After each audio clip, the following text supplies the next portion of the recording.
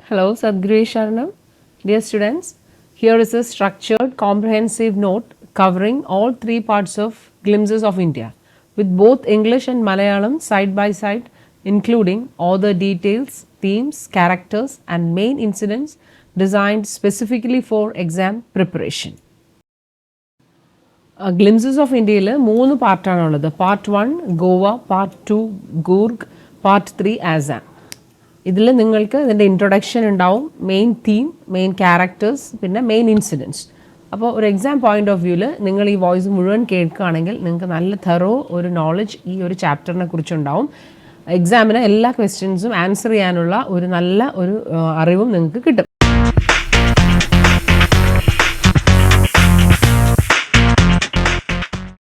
So welcome to English Guru's brand new episode. I am Asha Lada Srijit. ആദ്യം നമുക്ക് ഓഥറിനെ കുറിച്ച് മനസ്സിലാക്കാം. Lucio Rodrigues was a noted Goan essayist and professor who wrote extensively about Goan culture and traditions. അപ്പോൾ ഗോവൻ സംസ്കാരത്തെക്കുറിച്ചും പാരമ്പര്യങ്ങളെക്കുറിച്ചും ആഴത്തിൽ എഴുതിയ പ്രശസ്തനായ പ്രബന്ധകാരനും അധ്യാപകനുമായിരുന്നു ലൂസിയോ റോഡ്രിഗ്സ്.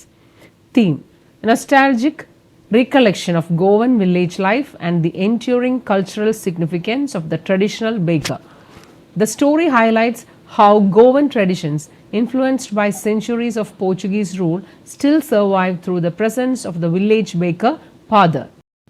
നൂറ്റാണ്ടുകളോളം പോർച്ചുഗീസ് ഭരണത്തിന് കീഴിലായിരുന്ന ഗോവൻ ഗ്രാമജീവിതവും അവിടെ ഫാദർ എന്ന് വിളിക്കപ്പെടുന്ന ബേക്കർമാർക്ക് സമൂഹത്തിലുള്ള സാംസ്കാരിക പ്രാധാന്യവും ഓർത്തെടുക്കുകയാണ് ഇവിടെ.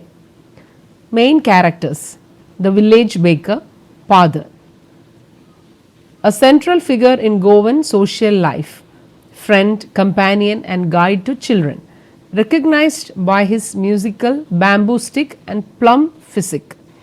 ഗോവൻ ഗ്രാമജീവിതത്തിലെ പ്രധാന വ്യക്തി, കുട്ടികളുടെ സുഹൃത്തും വഴികാട്ടിയും, മുളങ്കമ്പ് കൊണ്ടുള്ള വിസിലടിയും തടിച്ച ശരീരപ്രകൃതിയുമാണ് അടയാളം.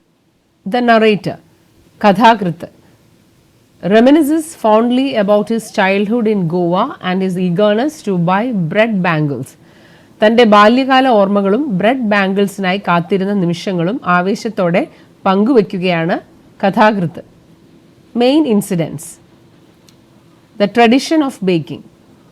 Although the Portuguese loaf eaters left, the makers, mixers, molders and traditional furnaces remain intact across generations. പോർച്ചുഗീസുകാർ പോയെങ്കിലും റൊട്ടി ഉണ്ടാക്കുന്നവരും അവരുടെ പരമ്പരാഗത അടുപ്പുകളും തലമുറകളായി ഇന്നും ഇവിടെ നിലനിൽക്കുന്നു. Daily arrival and bread bangles. The baker visited twice daily. His musical jhang jhang bamboo staff woke the children who ran to him not for regular loaves but for sweet bread bangles. ദിവസവും 2 തവണ വരുന്ന ബേക്കറുടെ മുളങ്കമ്പിൻ്റെ ഥാങ് ഥാങ് ശബ്ദം കേട്ട് കുട്ടികൾ ഉണർന്നോടിയത് സാധാരണ റൊട്ടിക്കായല്ല, മറിച്ച് മധുരമുള്ള ബ്രെഡ് ബാംഗിൾസിനായിട്ടാണ്. Cultural and social importance. No festival or wedding is complete without bread. Sweet bread bowl for weddings, sandwiches for engagements and cakes or bolinhas for Christmas. ആഘോഷങ്ങൾക്കും കല്യാണങ്ങൾക്കും റൊട്ടി നിർബന്ധമാണ്. വിവാഹത്തിന് ബോൾ എന്ന മധുര റൊട്ടിയും നിശ്ചയത്തിന് സാൻഡ്വിച്ചും ക്രിസ്മസിന് ബോളിഞ്ഞാസും കേക്കുകളും ഒഴിച്ചുകൂടാനാവാത്തതാണ്. Attire and prosperity. ഇനി അവരുടെ വേഷവിധാനവും സാമ്പത്തിക അവസ്ഥയും നമുക്ക് നോക്കാം. Bakers wore a single piece long frock called kabai, later short trousers. Baking was a profitable profession, evidenced by their happy plum jackfruit-like appearance.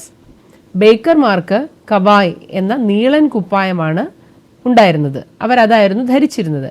Baking ലാഭകരമായ തൊഴിലായതിനാൽ അവരുടെ കുടുംബാംഗങ്ങൾ തടിച്ച ചക്കയോട് ഉപമിക്കുന്ന ശരീരപ്രകൃതി ഉള്ളവരായിരുന്നു. അപ്പോൾ നമ്മൾ പാർട്ട് 2ലേക്ക് കടക്കുകയാണ്. Coorg. Introduction, author and theme. Author Lokesh Abrol. Dr. Lokesh Abrol is a doctor, traveler and passionate writer who captures the scenic beauty and cultural history of Indian places. ഇന്ത്യയിലെ പ്രദേശങ്ങളുടെ പ്രകൃതി സൗന്ദര്യത്തെയും ചരിത്രത്തെയും കുറിച്ച് എഴുതുന്ന ഡോക്ടറും സഞ്ചാരിയുമായ എഴുത്തുകാരൻ. Theme: The rich heritage, nature and martial bravery of the people of Coorg. Explores Coorg, Kodagu as a paradise of coffee, rainforest, wild animals and a fiercely independent martial community. കാപ്പിത്തോട്ടങ്ങൾ, മഴക്കാടുകൾ, വന്യജീവികൾ, ധീരരായ യോദ്ധാക്കൾ എന്നിവയാൽ സമൃദ്ധമായ കൂർഗ് അല്ലെങ്കിൽ കൊടക് എന്ന സ്വർഗതുല്യമായ നാടിൻ്റെ വിവരണം. ഇനി മെയിൻ ക്യാരക്ടേഴ്സ് ആരൊക്കെയാണെന്ന് നോക്കാം.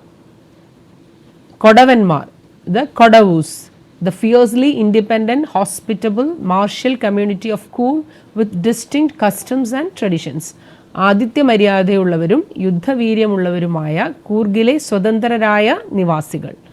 General Cariappa, the first chief of the Indian army hailing from Coorg. Coorg സ്വദേശിയായ സ്വതന്ത്ര ഇന്ത്യയിലെ ആദ്യത്തെ സൈന്യാധിപൻ. ഇനി നമുക്ക് മെയിൻ ഇൻസിഡൻസ് നോക്കാം. Location and atmosphere. Located between Mysore and Mangalore, Coorg is described as a piece of heaven with 30% evergreen rainforest and coffee estates. Best visit time September to March. മൈസൂരിനും മംഗലാപുരത്തിനും ഇടയിലുള്ള ഈ നാട് ദൈവത്തിൻ്റെ സ്വന്തം നാട് പോലെ മനോഹരമാണ്.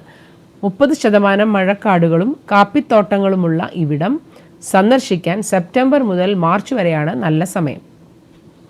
തിയറീസ് ഓഫ് ഒറിജിൻ, ഉത്ഭവത്തെക്കുറിച്ചുള്ള കഥകൾ.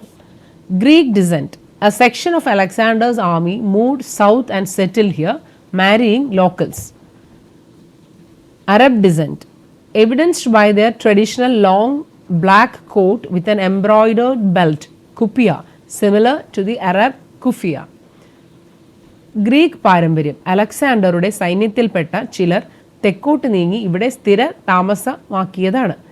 അറബ് പാരമ്പര്യം, ഇവർ ധരിക്കുന്ന കുപ്പിയ എന്ന കറുത്ത കുപ്പായവും ബെൽറ്റും അറബികളുടെ കുഫിയയ്ക്ക് സമാനമാണ്. Next is bravery and special privileges, ധീരതയും പ്രത്യേക അധികാരങ്ങളും.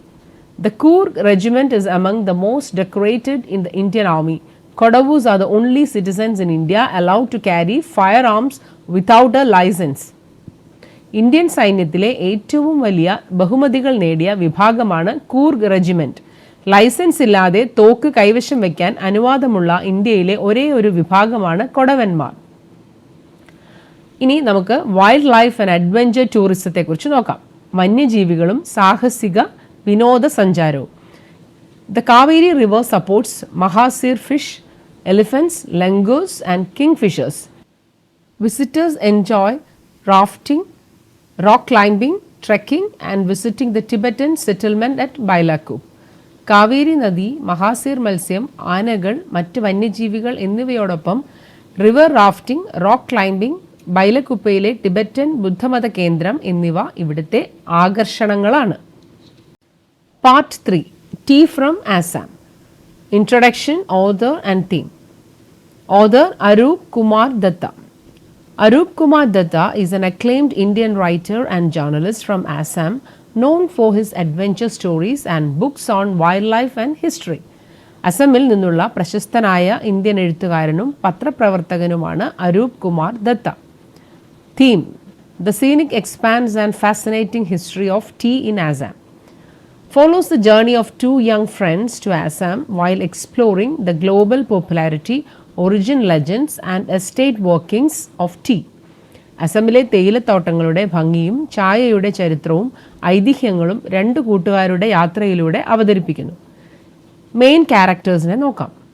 രാജ്വർ, a curious schoolboy from Delhi visiting Assam for the first time who researches thoroughly about tea legends and facts. ഡൽഹിയിൽ നിന്ന് ആദ്യമായി ആസാം കാണാൻ വരുന്ന ചായയുടെ ചരിത്രത്തെക്കുറിച്ച് വിവരങ്ങൾ ശേഖരിക്കാൻ താൽപ്പര്യമുള്ള വിദ്യാർത്ഥി. ഇനി Pranjol, Rajvir's classmate from Delhi whose father manages a tea garden in upper Assam. അസമുകാരനായ രാജൂരിൻ്റെ സഹപാഠിയാണ് പ്രഞ്ജോൾ. അച്ഛൻ ടീ എസ്റ്റേറ്റ് മാനേജറാണ്. Mister Barua, Pranjol's father and manager of Dakhyabari tea estate. പ്രഞ്ജോളിൻ്റെ അച്ഛനും ദഖ്യാബാരി ടീ എസ്റ്റേറ്റിൻ്റെ മാനേജറും ആണ് മിസ്റ്റർ ബറുവ. ഇനി മെയിൻ ഇൻസിഡൻസ് നമുക്ക് നോക്കാം. The train journey to Assam, അസമിലേക്കുള്ള ട്രെയിൻ യാത്ര. On the train, Rajveer shares that over 80 crore cups of tea are drunk daily worldwide. He is fascinated by the endless stretch of green tea bushes dwarfed by tall shade trees. ലോകത്ത് പ്രതിദിനം 80 കോടി cup ചായ കുടിക്കപ്പെടുന്നുണ്ടെന്ന് രജ്വീർ പറയുന്നു. വഴിയിലുടനീളമുള്ള പച്ചപ്പുള്ള തേയിലക്കാടുകൾ രജ്വീറിനെ ആകർഷിക്കുന്നു. 2 legends of tea origin. ചായയുടെ ഉത്ഭവത്തെക്കുറിച്ചുള്ള 2 കഥകൾ കേൾക്കാം. ആദ്യത്തേത് Chinese legend. Tea leaves accidentally fell into boiling water for a Chinese emperor, producing a delicious flavor. Indian legend, Bodhidharma cut off his eyelids during meditation. 10 tea plants grew from his eyelids, whose leaves banished sleep when boiled in hot water. Chinese ചക്രവർത്തിക്ക് വെള്ളം തിളപ്പിക്കുന്നതിനിടെ അബദ്ധത്തിൽ ചില ഇലകൾ പാത്രത്തിൽ വീണ് സ്വാദുള്ള പാനീയമായി മാറിയ കഥ. Indian കഥ, ബുദ്ധസന്യാസിയായ ബോധിധർമ്മൻ ധ്യാനത്തിനിടെ ഉറക്കം വരാതിരിക്കാൻ മുറിച്ചു കളഞ്ഞ കൺപോളകളിൽ നിന്ന് മുളച്ചു പൊന്തിയ ചെടികളാണ് തേയിലച്ചെടികൾ. Next is arrival at Dakhyabari estate. They arrive at Dekhiabari tea estate managed by Mr. Barua. Rajveer notices women with bamboo baskets plucking newly sprouted leaves during the second flush period, May-July, impressing Mr. Barua with his preparation. Second flush എന്ന് പറയുന്നത് ഒരു സീസണിൽ രണ്ടാമത് തളിരിലകൾ വരുന്നതിനാണ് second flush എന്ന് പറയുന്നത്. ദഖ്യാബാരി tea എസ്റ്റേറ്റിലെത്തിയ അവർ മുളക്കൂടുകൾ പേറി പുതിയ തളിരിലകൾ നുള്ളുന്ന സ്ത്രീകളെ കാണുന്നു. മെയ്-ജൂലൈ മാസങ്ങളിലെ സെക്കൻഡ് ഫ്ലഷ് കാലഘട്ടമാണ് മികച്ച തേയില നൽകുന്നതെന്ന രജ്വീറിൻ്റെ അറിവിനെ മിസ്റ്റർ ബറുവ പ്രശംസിക്കുന്നു. അപ്പോൾ ഈ വീഡിയോ നിങ്ങൾക്ക് ഇഷ്ടപ്പെട്ടു എന്ന് വിചാരിക്കുന്നു. ഇത് നിങ്ങൾക്ക് ഉപയോഗപ്പെട്ടു എന്ന് തോന്നുന്നെങ്കിൽ തീർച്ചയായും ലൈക്ക് ചെയ്യുക, സബ്സ്ക്രൈബ് ചെയ്യുക. ഇതുപോലെയുള്ള നല്ല വീഡിയോസായിട്ട് നമുക്ക് ഉടൻ തന്നെ കാണാം. So see you in the next video. Until then you take care. Sadhguru ശരണം.